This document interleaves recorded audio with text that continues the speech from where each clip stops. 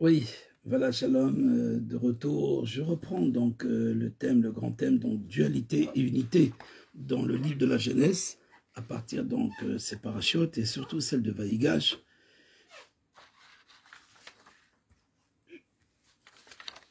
Nous avons vu qu'il existe deux voies essentielles, n'est-ce pas, pour comprendre ce livre de la Genèse. Ces deux voies qui sont présentes dans la nature, dans l'histoire, dans la création. Il y a une voie, donc celle de Etzraim, c'est-à-dire la voie donc de l'infini, la voie donc de l'éternité. Je l'appellerai donc la voie transcendantale et c'est tout. Voilà, la voie transcendantale. Et cette seconde voie que la majorité des hommes utilisent et empruntent, c'est celle donc de la voie de la connaissance, la voie de l'expérience. Ces deux personnages, Yehuda et Yosef, représentent bien donc ces deux voies. Mais les véritables représentants sont, on va dire, Abel et Caïn.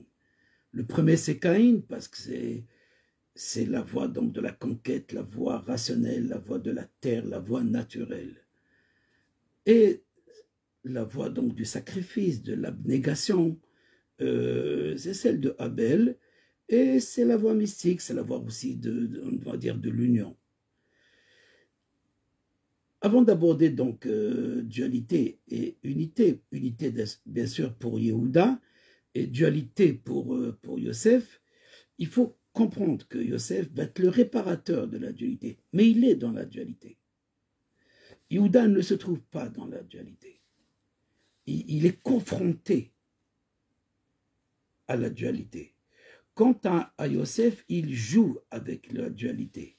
Il joue avec tout le monde. Il joue avec le Saramashkim, Sarofim, avec tous ces maîtres, comme dit le Harizal, de la Klipat, ces maîtres de l'écorce. Les maîtres de l'écorce, c'est-à-dire tous ces hommes intelligents qui gouvernent le monde. Yosef fait partie. Il est dans cette prison. Mais il devient le maître de la prison du monde. Et il peut se trouver avec les scorpions, avec les serpents. Il sait s'arranger de manière parfaite. Voilà, en ce qui concerne le topo que nous avons, Caïn et Abel, donc Yosef et Yehuda, et quelles sont donc les lacunes ici et là? Les lacunes chez Yosef et les lacunes chez Yehuda. Les lacunes chez Yosef, il donne cette impression qu'il fait partie donc de ce monde capitaliste ou socialiste, ou même, je dirais, communisme. Même si Marx voulait s'être opposé donc à cet humanisme bourgeois, puisque l'humanisme veut être bourgeois, au début du moins. Mais cette voie donc d'humanisme, cette voie donc de rationnel, cette voie, c'est la voie de Elohim, c'est la voie donc de la création. Donc il y a une cause et effet. Et donc il y a des causes et effets, c'est quelque chose donc qu'on ne peut rien y faire. Donc il faut l'accepter et l'intégrer et avancer avec ça.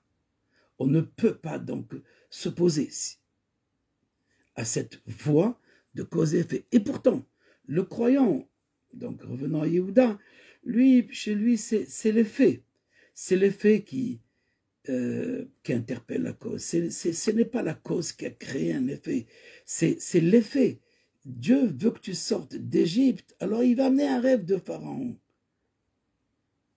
C'est ni plus ni moins. Joseph utilise cette voie aussi du croyant, du religieux. C'est-à-dire, je suis en prison, mais sortir lorsqu'il veut. Parce que Dieu veut, puisque c'est la cause, la véritable cause. Et même si je dois faire des efforts, comme celui de demander à un prisonnier de se souvenir de moi, d'agir à un niveau politique. Yosef est donc le politicien.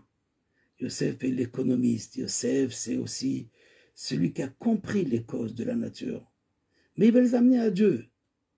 Mais ses enfants et ses descendants, ou ceux qui empruntent cette voie, ne vont pas ramener Dieu dans leurs préoccupations.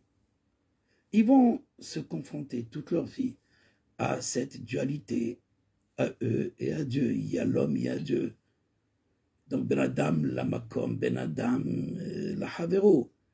Il y a les lois sociales, les lois divines. Donner à César ce que revient à César et à Dieu ce que revient à Dieu. Donc, il faut séparer. On est dans cette séparation complètement. C'est au fait l'état de Yosef vu par ses frères. Quant à Yehuda, lui, eh ben, dans les affaires de ce monde, il faut faire intervenir Dieu, donc la présence divine. Et même si on vend notre frère, peu importe, c'est Dieu qui le vend avec nous. Ça veut dire il y a donc une certaine association d'associer Dieu à tort et à travers, dans tous les cas, dans toutes les situations, chez les extrémistes, et même chez ses descendants des Hébreux, donc de Yehuda. Et quel que soit le cas, lisez bien le livre des rois, le livre des rois, des descendants de Juda, et on tue à tort et à travers.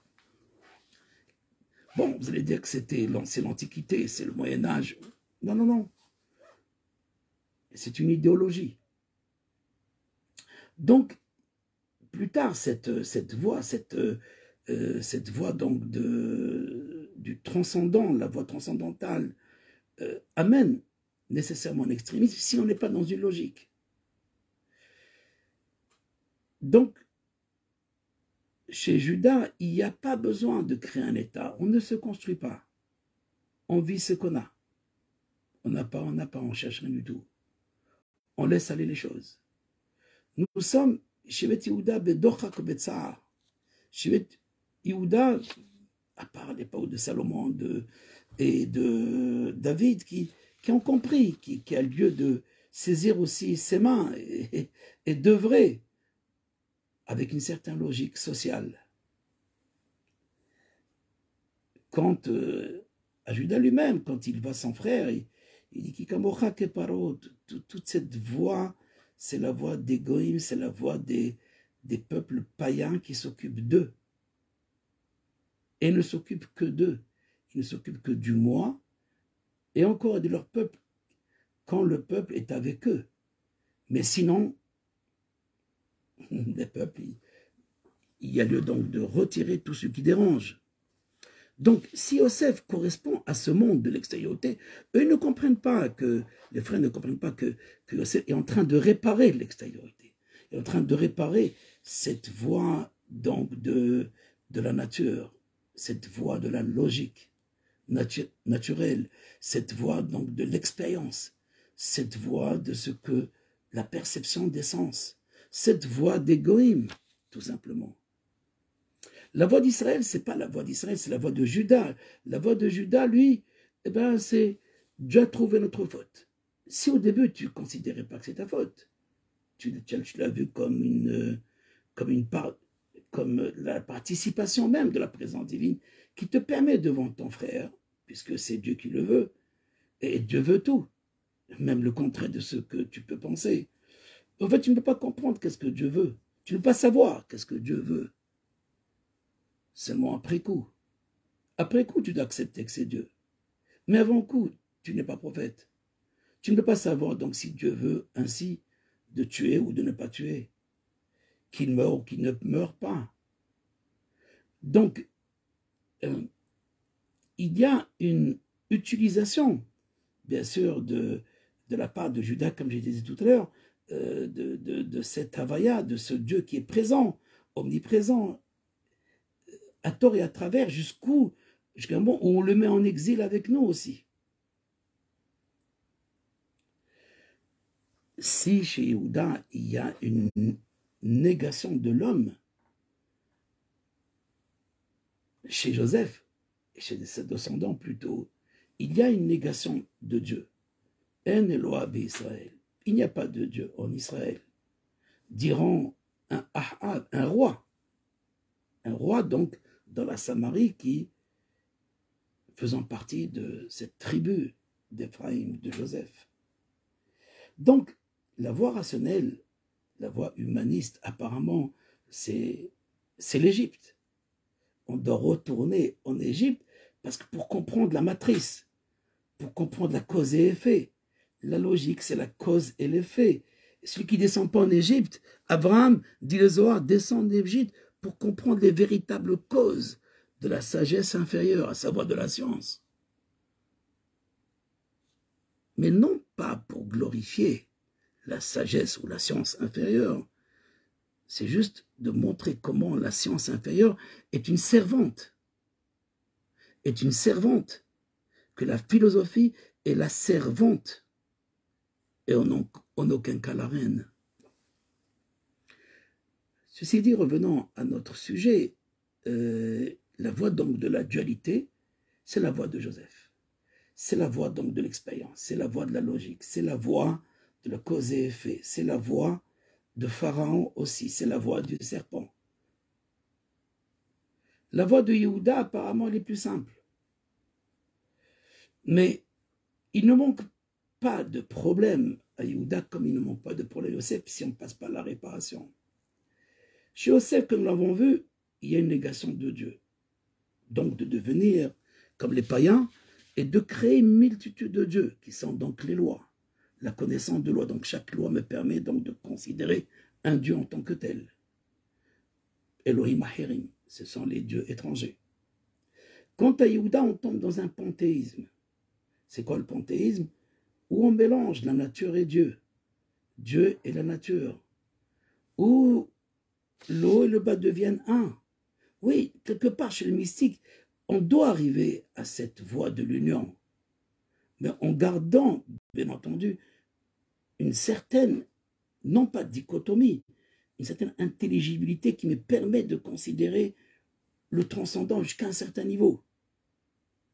Donc l'être supérieur. Le problème de la mystique, c'est de tomber dans le panthéisme, un peu comme Spinoza, et où la nature devient Dieu, et donc tout est Dieu, et on peut vendre notre frère, et on peut tuer ces dieux,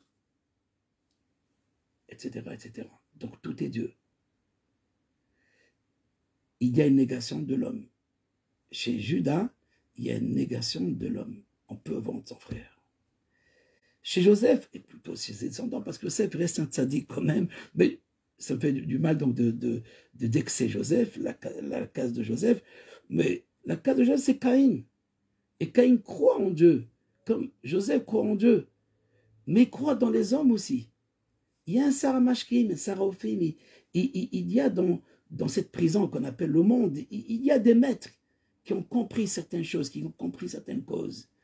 Et ils sont à l'origine et à la cause de beaucoup de choses, comme en politique. Et voilà, donc Sarah Mashkim, il peut te faire, le maître sommelier peut aussi te faire sortir de la prison. Parce que Joseph, il faut créer un État.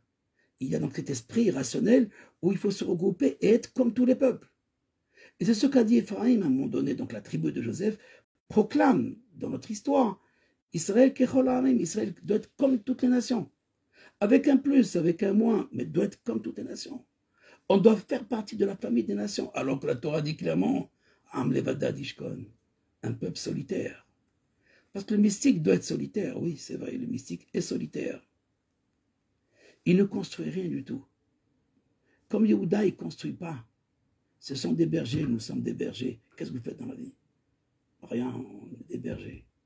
On mange, en fait, on ne vit pas, on travaille pour pouvoir avancer dans cette connaissance de Dieu. Oui, mais vous n'avez rien fait dans ce monde, vous n'avez rien construit. Rien. Il y a des moutons, là on s'occupe d'eux. C'est affolant. Mais ça veut tout dire. Yosef, lui, il construit l'État. Comme les descendants de Yosef vont construire le peuple. 10 tribus vont aller avec les descendants de Joseph pour aller considérer un autre royaume d'Israël qui est préoccupé par la confrontation, les guerres. Et il ne s'agit plus donc de mettre en valeur l'unité de Dieu, mais la valeur du peuple. cette catégorie au sein de notre peuple, elle existe encore. Elle existe encore, même si on considère ici et là Dieu et quelques commandements, il faut que ça reste humaniste. Et tout doit rester à un niveau humaniste. Parce que cette voie de la dualité, cette voie donc de l'expérience, cette voie du rationnel, cette voie de Etzadat, cette voie de Caïn, cette voie de Esav, cette voie de l'Égypte, de la cause et l'effet, la matrice, pour comprendre qui est-ce qui engendre les choses. Cette voie est une voie qui est utilisée, empruntée par toute l'humanité. Aujourd'hui, religieux ou pas religieux. Mais je parle de le religieux authentique, c'est-à-dire Yehuda.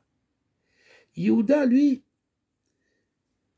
a priori, il vit avec Dieu continuellement. S'il y a des erreurs, il les accepte en tant qu'erreur.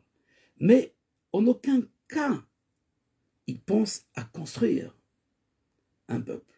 Il pense à se construire lui-même. S'il n'y avait pas Joseph, la tribu d'Israël aurait été donc une tribu de nomades et disparue. Ne croyez pas, même si on nous signale que Yehuda est un homme puissant, un homme fort, un homme de la guerre, etc. Tout ça, c'est a posteriori. A priori, ça ne le regarde pas. Il y a juste quelqu'un qui va réveiller donc sa conscience. C'est Benjamin. Comme j'ai dit tout à l'heure, Benjamin, c'est celui qui va être la clé de voûte, qui va relier, qui va attacher ces deux mondes. Ce Caïn et Abel, ce Yosef et Yehuda, ces deux perceptions du monde. Mais jusqu'alors, et jusqu'à présent aussi, ces deux logiques forment, il y a deux genres dans l'humanité. En gros, ceux qui sont donc qui œuvrent pour la construction, pour le travail, pour l'économie, pour l'utilisation des causes dans toutes ses formes et dans toute leur pluralité, et ceux qui sont vraiment dans cette authenticité, mais ils sont très peu nombreux et ils ont des difficultés de vivre dans un monde qui est celui de la logique et dans un monde qui est rationnel.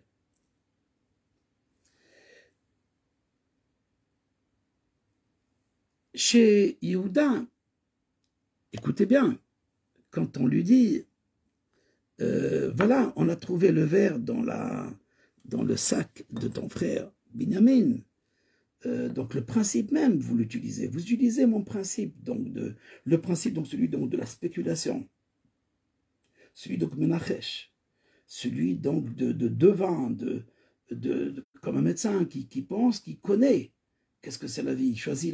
Il décide la vie et la mort pour chacun. Ou comme l'économiste qui décide la famine ou la richesse pour son peuple. Vitem Kelokim, ça nous rappelle le Nachash. Eh bien, qu'est-ce que dit Yehuda? Kulanu Abadim, nous allons être tous des esclaves. Au fait, c'est la finalité, c'est la fin de Judas. Avec cela, on termine. On devient des esclaves. Des esclaves de quoi? De la nature, puisqu'on ne peut pas la maîtriser. Alors, c'est le décret. C'est ainsi que Dieu veut. Et donc, il n'y a pas de guerre. N'y croyez pas qu'il y a la guerre. Il ne voit pas la guerre. Donc, David voit une guerre continuelle parce qu'il utilise cette voie où l'homme doit faire l'effort. Il doit changer la nature. Il doit utiliser tout ce qu'il possède, toutes ses connaissances, mais avec Dieu, avec le Tout-Puissant. Mais en général, Yehuda, il est dans cette solitude. Il est dans Amlevadat. Il est dans cette esclave de vivre le minimum et de ne pas exploiter la nature. Parce que tous ceux qui exploitent la nature rentrent dans un piège. Celui de devenir des dieux, des pouvoirs souverains. Comment être dans l'or sans voler? Donc, voler. Vous avez volé, leur dit-il. Non, on ne vole pas. On ne sait pas qu'est-ce que c'est voler, nous. On t'a ramené ton argent. Oui, mais vous venez acheter. Vous ne savez pas si moi j'ai volé. À qui appartient cette marchandise? Donc, dans le principe, vous utilisez la combine. Vous utilisez donc ce principe d'échange. À partir du moment qu'on utilise donc ce principe d'échange, on ne peut pas être charbonnier et garder sa robe blanche. On ne peut pas donc toucher le commerce et rester tout blanc. Impossible. Donc, vous montez, vous volez. Ici, il ne s'agit pas donc de voler quelque chose de particulier. Non, parce que qu'est-ce que c'est la marchandise? La marchandise, le commerce, c'est prendre, c'est Aïtakonyo, Tsoher, comme ce bateau qui va donc pour faire du troc, je ne sais pas, pour faire des échanges, il va d'une place à l'autre. Aller d'une place à l'autre pour aller échanger une marchandise, pour une autre marchandise ou pour de l'argent. Qu'est-ce que j'ai besoin de vous? Qu'est-ce que j'ai besoin de votre argent? J'ai tout l'argent du monde. L'argent, c'est votre argent, c'est Dieu qui vous l'a donné. Puisque vous croyez en Dieu. Et votre Dieu vous a donné cet argent. C'est à vous cet argent. C'est pas à moi, vous me l'avez donné. Vous me l'avez donné. C'est pas lui qui me l'a donné. Moi, je fais juste un retour à l'ordre. Je vous ramène votre argent, qui n'est pas le mien. Qui dit que cet échange est pur? Ce que tu possèdes, tu le possèdes. Pourquoi vous voulez commercer? Mais Ragli, Matem, vous venez explorer. Vous venez prendre. Et prendre ses volets. Et quelle que soit la voie. Je reviendrai sur cette idée, mais je vais continuer quand même dans cette... non pas dans la leçon que Joseph donne à son frère. Je l'ai déjà fait ça dans d'autres cours, mais dans ces deux voies donc de dualité. De voie de Joseph, qui est la voie de la dualité, la voie donc créateur, la perception d'essence, comment je vois Dieu. Et donc on est dans une approche qui est anthropocentrique. On est dans ce qu'on appelle, chez Maïmonide, la théologie négative. Je ne peux pas comprendre Dieu a priori, je ne peux pas le comprendre, et je vais essayer de le comprendre par mes sens. Même lui, je le comprends par mes sens. Donc c'est ce qu'a fait Maïmonide lui-même dans le Guide des Égarés, bien qu'il a pris une autre voie en plus de cette voie que les Moutouk Kalem, les philosophes musulmans, ont emprunté.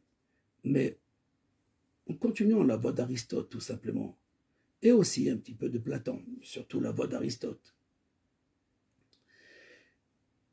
On voit que la voie de Judas, la voie donc de la voie transcendantale, cette voie, la voie donc du mystique, où il y a point d'état, où il y a point d'économie, on est dans un intellect universel, le plus universel possible. Et ma foi, si on doit être esclave ici, en Israël ou là, peu importe, c'est pas important, on est avec Dieu et il est avec nous. Et donc, s'ils ont promis à leur père qu'on ne reviendra pas sans notre frère, eh bien, ils accomplissent la promesse. On ne revient pas sans notre frère, on reste ici. On reste en Égypte. Mais ils ne savent pas que dans l'Égypte, c'est là où on apprend la naissance. C'est là où on apprend le principe qui engendre.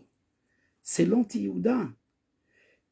En tous les cas, Yosef, lui, va développer, même dans cet exil, il va permettre à ce que les frères soient dans un ghetto. Il crée le premier ghetto. Il crée donc Goshen Ghetto, peut-être en italien, Goshen. Goshen, c'est cette ville en Égypte où ils habitent tous, où ils se construisent. Ils sont devenus puissants, les Juifs, avant que Pharaon ne décide la solution finale. Comme en Allemagne, il était très puissant. Et donc voilà, qu'est-ce qu'on fait du peuple juif lorsqu'il se retrouve dans le monde de Yosef? Dans un monde du rationnel, dans ce monde de la nature. Il ne peut qu'exceller. Mais Yehuda, il n'excelle pas, il excelle en rien du tout, sauf dans cette voie dans ce Beth Midrash où son père l'envoie pour réfléchir sur notre existence. Jusqu'à quand? Jusqu'au dernier jour. Et pourquoi donc? Pourquoi on est arrivé dans ce monde?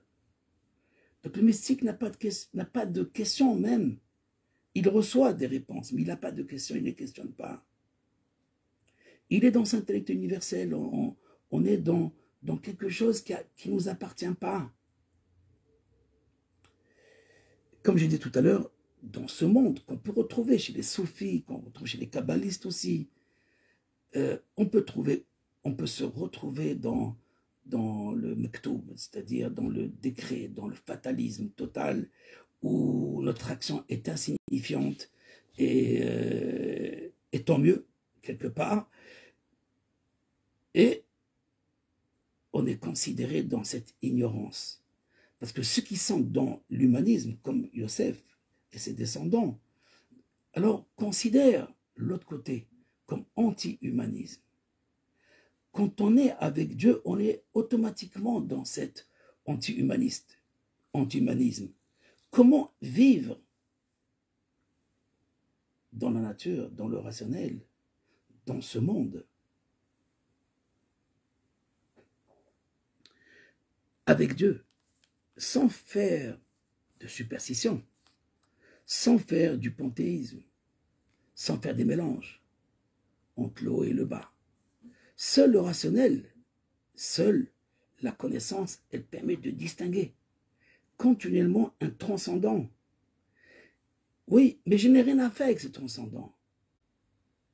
Ce que je peux saisir de lui, c'est seulement une théologie négative, c'est-à-dire une connaissance à partir du contraire. Quand je dis par exemple que Dieu sait tout, ou Dieu connaît tout, Dieu est intelligent, Dieu est omniscient.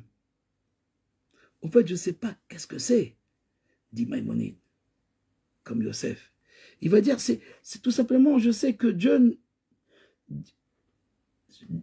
donc, c'est juste nier. La théologie négative veut dire, c'est nier que Dieu soit ignorant, qu'il ne connaît pas, qu'il ne sait pas. Mais ça ne veut pas dire, je sais qu'est-ce qu'il sait. Je sais juste qu'il ne peut pas ne pas savoir. Bon, sans rentrer dans cette philosophie de la théologie négative qui a été déjà expliquée dans le Guide des Égarés, cela montre que le rationnel ne peut pas arriver une foi d'adhésion, une voie dans la joie, dans l'union de la joie, dans l'union de... Il est dans une crainte, il est dans une contemplation, mais craintive, il est complètement... Et d'autre part, si l'homme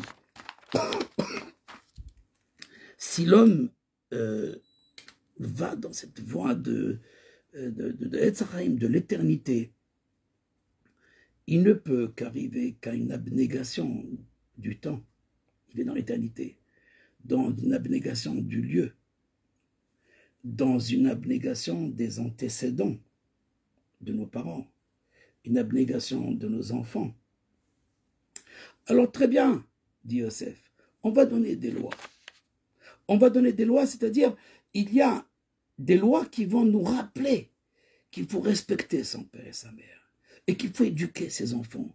Donc les antécédents, les engendrements, on va les considérer. Ceci dit que c'est la loi qui va me sauver de la désuétude, la loi qui va me permettre de garder une voie de la foi. Mais en vérité, ce n'est pas la voie mystique. C'est une voie qui est rationnelle, que, encore une fois, tous les Moutokalem, tous les philosophes arabes ont utilisé cette voie comme Maïmonide lui-même, qui reprend depuis Aristote donc cette casuistique, cette logique pour rester dans une voie de l'approche anthropocentrique, de la voie donc de l'homme. C'est le Etzadat.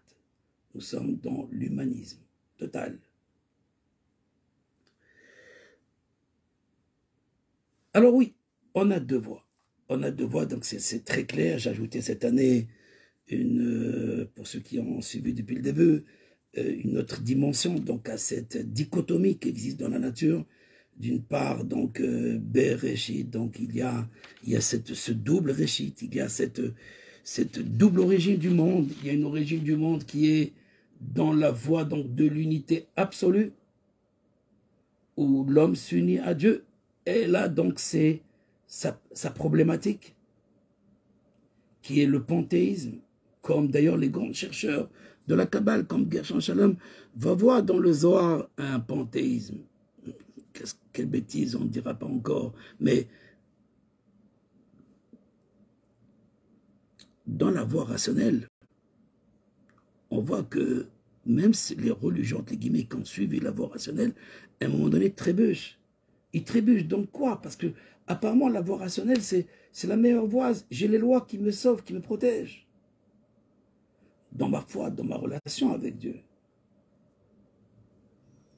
En vérité, je n'ai aucune idée de qu'est-ce que c'est vivre la présence divine que Yehuda vit avec ses frères. Yehuda accrochait tout le monde, tous ses frères. Après, c'est Joseph qui accroche tout le monde. Cette voie est plus intéressante, la voie rationnelle. Et faire entrer une religion rationnelle, c'est aussi plus intéressant. Mais combien de gens ont disparu, se sont confondus aux nations, se sont confondus dans l'assimilation tout simplement, par cette voie rationnelle, puisqu'on se veut être humaniste. On est donc dans une certaine confusion, quelle qu'elle soit la voie de Yehuda comme la voie de Yosef. La solution, le tikkun, c'est Vehayu lachadim be'adecha. Comme le dit dans l'Haftara, Dieu dit au prophète Ézéchiel, prends ces deux branches, prends ces deux voies et unis-les. Comment unifier? Comment unifier deux voies tellement antagonistes? Une voie donc qui se veut être transcendantale, où seul Dieu existe en réalité, et que tout le reste n'est qu'un reflet passager, Adam Ketzel Over. Et le Télim est rempli de cela. Mais le Télim aussi est rempli de l'homme avec ses fautes, de l'homme avec ses problèmes, et qui invoque Dieu, qui veut être sauvé, qui veut être protégé, qui est encore, qu'est-ce qu'on ne veut pas de lui? On le dérange tout le temps. Et on nous dit, voilà, ben, Dieu il connaît tes problèmes, et tu connais Dieu avec tes problèmes, et sans tes problèmes, tu n'es pas dans cette... Et maintenant, oui, fais ton effort, fais tes possibilités, va travailler, va acheter tes médicaments, va manger, va... etc., etc. Donc cette voie de dualité, cette voie où on est plongé dans les ténèbres, les ténèbres, les ténèbres. Et la nature et la matière. Oui, mais c'est la voie raisonnable. C'est la voie raisonnable. Mais on crée un état, on devient comme tout le monde. Donc, il faut accepter tous ces travers. Tous ces hommes qui veulent changer aussi leur sexe, ou tous ces hommes qui veulent changer leur identité, et pourquoi pas, comme si ils sont les maîtres. La vie leur appartient. Alors, tu t'es créé toi-même, mais non. Dans cette perception donc de la rationalité, de Etzadat, de la voie de l'extériorité, il y a donc des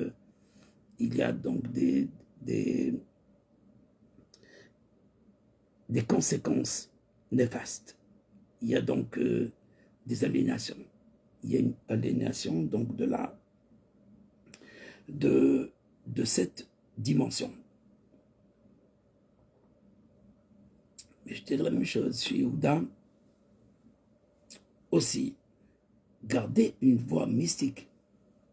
Une voie donc où il y a la négation de l'homme. Parce qu'apparemment, où on fait l'abnégation de l'homme, comme Yehuda, on peut vendre son frère, on peut tuer son frère, et où on fait une abnégation de Dieu.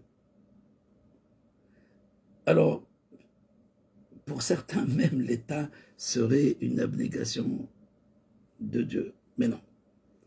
On peut faire un état avec la présence divine, avec la crainte de Dieu. avec l'amour des hommes. C'est-à-dire, même si les deux tables sont vraiment deux tables, une table qui concerne Dieu et l'homme, et une table qui concerne l'homme et l'homme, l'homme et la société, il y a lieu donc de les unir. Alors chacun a cette solution. Je suppose, vous avez entendu sur la solution, peut-être je me trompe. Il y a des philosophes qui étaient donc des grands humanistes. La majorité sont des humanistes. Et nécessairement, donc, ils ne sont pas religieux, ils ne sont pas croyants pour la majorité. Mais il y a donc des penseurs. Il y a des penseurs qui vont considérer qu'il y a donc, au-delà du moi et de cette... aujourd'hui, on vend partout ce moi, cet humanisme, etc., le féminisme, l'humanisme, etc., au nom de quelque chose, de l'égalité. Bon, on veut bien. Face à ces personnes qui ont donc un problème de tout mettre à égal et de nous transformer donc à des numéros, et il y a ceux qui sont donc la majorité des penseurs sont dans un panthéisme, des penseurs mystiques sont dans un panthéisme, dans une confusion. Cette confusion ne leur permet pas de vivre correctement ce monde. Ils peuvent le vivre peut-être dans une caverne ou en haut de la montagne de l'Himalaya. Il y a une tribu qui s'appelle la tribu de Binyamin, je termine avec ça. Binyamin est très spécial. Binyamin, c'est une tribu avec une double identité. Binyamin va être divisé en deux. Une partie va aller avec Juda. Je parle dans l'histoire, n'est-ce pas, après la mort de Salomon, quand un descendant, Jéroboam, descendant donc de Joseph, va créer l'empire d'Israël et qui fait atteinte à Dieu, qui met atteinte à Dieu et qui renvoie Dieu, qui viole, et qui amène l'idolâtrie, le paganisme, et avec ça les guerres. Il n'y a que les paganismes qui font la guerre. Et voilà, il faut donc séparer. Le peuple, une tribu ne savait plus quoi faire. Une partie s'identifie à Joseph et l'autre s'identifie à Juda. Et donc, on a cette partie de Juda qui peut donner, qui va jouer le rôle de quoi? Du bouc émissaire. C'est ça que leur dit Joseph. Au fait, c'est pas lui le voleur, c'est vous. Je parlais de vous, c'est pas de lui. Mais vous le voyez, donc ils l'ont considéré un instant. Parce que ça se trouve chez toi, donc le verre, donc tu es un voleur, comme ta mère. Et donc il y a une sorte donc de mélange dans cette... ils sont la proie donc du hasard ou d'un déterminisme qui dit oui, maintenant qu'est-ce que tu fais avec lui? Peu importe, on reste tous. Ça ne change rien. Promesse et promesse. Et donc, finir le peuple d'Israël. Voilà, ils acceptent d'être dans l'exil sans que Dieu ordonne un exil. Ils sont arrivés eux-mêmes, il les a amenés à accepter un exil parce qu'ils n'ont pas encore compris le serpent. Ils n'ont pas encore maîtrisé le serpent. Ils pensent maîtriser le serpent, mais ils ne le maîtrisent pas. Donc, chers amis, vous qui considérez que vous êtes arrivés dans votre mysticisme et de votre adhésion à Dieu, que vous n'avez pas, vous avez besoin d'Égypte. Vous avez besoin de connaître cette Égypte, mais de la maîtriser et de sortir d'ici, de ne pas se confondre. Et tout cela, donc, il y a lieu de renaître, de faire sa propre naissance, sa propre construction et sa propre naissance. Donc, si mes parents correspondent chez Yehuda à un déterminisme, je n'ai pas choisi mes parents, je n'ai pas conçu donc les causes mes causes principielles, je vais être le moteur de moi-même. Oui, mais je ne risque pas de devenir un arrache, un cerf pour moi-même. De dire que je suis l'agent, le maître, le souverain, le moi. Oui, c'est les conséquences de cet humanisme, que tout dépend de nous. D'autre part, on a, comme nous avons vu Yehuda, que lui, que tout dépend de Dieu. C'est ni l'un ni l'autre qui ont raison. Adonai ou Elohim. Si Hachem Yudke Vavke correspond à Yehuda, c'est son nom. Yudke Vavke, donc c'est le transcendant. C'est l'être et le seul qui existe. Et nous sommes qu'un reflet passager, éphémère, de son existence. Quant à Yosef, non, nous sommes des créatures complètes, à son image. Si nous suivons et nous conformons à ses lois, dans ce cas-là, on agit au nom de Dieu. Oui, mais il y a aussi Naval, Birshut Torah. On peut tomber sur des extrémistes et qui sont ces hérétiques qui, au nom de la loi, ils tuent, au nom de Dieu, ils tuent, au nom de Dieu, on vole. Ah ouais, c'est ça. Et dans ce cas-là, voilà les aliénés. Alors, ni Yehuda ni Yosef, d'accord, Binyamin. Binyamin va prendre des deux. Vaïgash, Yehuda et Yosef, mais c'est Binyamin qui les relie. C'est quoi ce secret de celui qui est capable de relier le mystique et le rationnel? L'anti-humanisme, dans des termes plus modernes, et l'humanisme, l'hellénisme. De relier donc ceux qui sont les défenseurs de Dieu, mais Vakshé Hachem. Cette union, elle est en vérité à un niveau donc du conscient et de notre inconscient. Je vais utiliser ces deux termes, mais je reprendrai dans le dernier paracha, c'est-à-dire c'est Jacob qui va faire réellement l'union de Judas, mais Binyamin l'a commencé. Au fait, la demande de Binyamin, l'initiateur, c'est Joseph. Ça veut dire, au fait, ton principe géniteur, qui est ton père, tu ne l'as pas considéré jusqu'à présent. Parce que celui qui est avec Dieu, il dit à son père, je m'en fous de toi. Hein. Il dit à sa mère, je m'en fous de toi. Omer avait volimo. Moi, je suis l'enfant de Dieu. C'est comme ce moine, j'ai pas de père, j'ai pas de mère. Oui, mais la preuve, voilà, que tu vas considérer ton père maintenant avec Benjamin. Ça y est, laisse-moi Benjamin, va-t'en. Mais alors, non, j'ai promis à mon père, elle est la vie. Comment je veux revenir chez mon père sans Binyamin?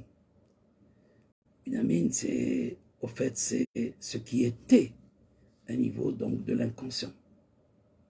Ce qui était, au fait, au niveau de l'inconscient. Je explique un tout petit peu.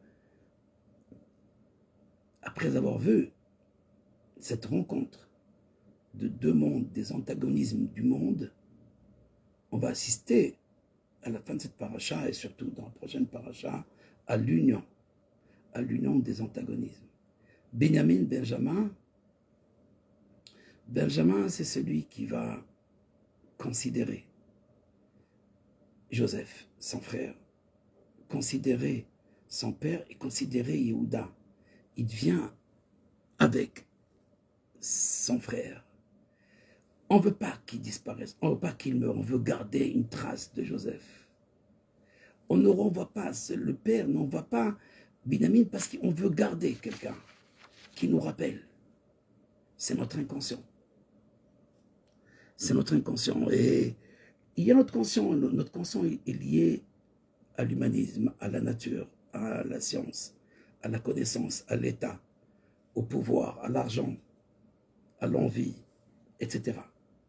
L'inconscient, c'est celui, donc, ici, hein, je l'appellerai autrement, mais c'est cet intellect universel, c'est cette conscience qui peut être acquise que par l'universel, cette irida, par le Messie, cette unité des valeurs, et qu'on peut donc la considérer comme l'être transcendantal.